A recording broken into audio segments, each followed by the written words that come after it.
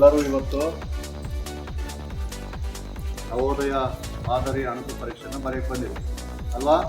ಏನು ಡಿಸೆಂಬರ್ 13ನೇ ತಾರೀಕು ಇಲಾಖಾ ವತಿಯಿಂದ NVS ಇಲಾಖಾ ವತಿಯಿಂದ ಪರೀಕ್ಷೆ ನಡೀತಾ ಇದೆ ಅಲ್ವಾ?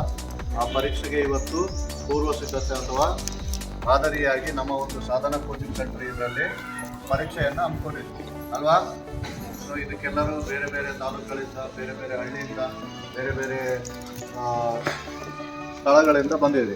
ಸೊ ಇವತ್ತು ಏನು ನೀವು ಪರೀಕ್ಷೆ ಬರ್ತೀರಲ್ವಾ, 11ವರೆಗೆ ಪರೀಕ್ಷೆ ಪ್ರಾರಂಭ ಆಗುತ್ತೆ. 1ವರೆಗೆ ಪರೀಕ್ಷೆ ಏನಾಗುತ್ತೆ, 1:30 ಸುಮಾರು 2 ತಾಸು ನಿಮಗೆ ಪರೀಕ್ಷೆ ಇರುತ್ತೆ. ಸೊ ಈ 2 ತಾಸಲ್ಲಿ ನೀವು ಕರೆಕ್ಟಾಗಿ ಸಮಯ ಪಾಲನೆ ಮಾಡಿಕೊಂಡು ಪರೀಕ್ಷೆಯನ್ನು ಅಟೆಂಡ್ ಮಾಡಿ. ಮತ್ತು ಪರೀಕ್ಷೆ ಟೈಮಲ್ಲಿ ಯಾರು ಕೂಡ ನೀವು ಎದ್ದು ಬರೋದಾಗಿ, ಓಡಾಡೋದಾಗಿ, ಮತ್ತು ಅಕ್ಕಪಕ್ಕದಲ್ಲಿ ಕೇಳೋದಾಯಿತು, ಅಕ್ಕಪಕ್ಕ ಮಾತಾಡ್ಸೋದಾಯಿತು, ಅದು ಅವಕಾಶ ಇರೋದಿಲ್ಲ. ಪರೀಕ್ಷೆಯನ್ನು ಒಂದು ನೀಟಾಗಿ ಏನು ನೀವು ಓದಿರ್ತಾರಲ್ವ ಅದನ್ನು ಕರೆಕ್ಟಾಗಿ ಅಟೆಂಡ್ ಮಾಡಿ. ಗೊತ್ತಾಯ್ತಲ್ವ?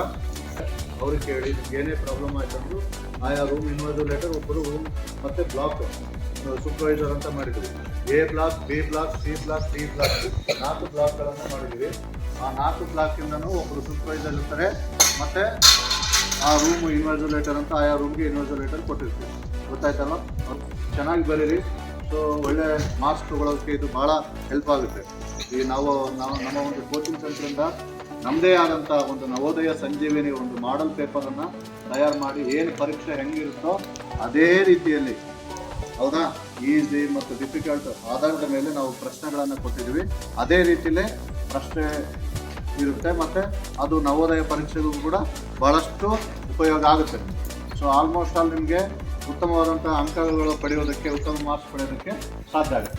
ಗೊತ್ತಾಯ್ತಲ್ವ?